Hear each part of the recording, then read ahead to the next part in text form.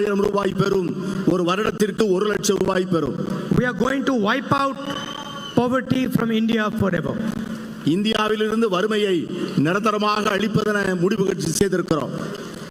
We have also committed that we are going to give women 50% reservation in government jobs, and we are going to implement the reservation in the Lok Sabha and the Rajya Sabha immediately and not after 10 years like Mr. Narendra Modi has promised.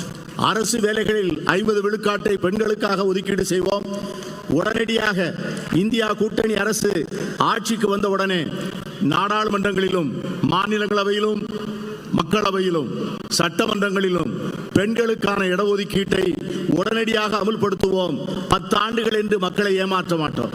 Finally, for the women, ASHA workers and Anganwadi workers, we are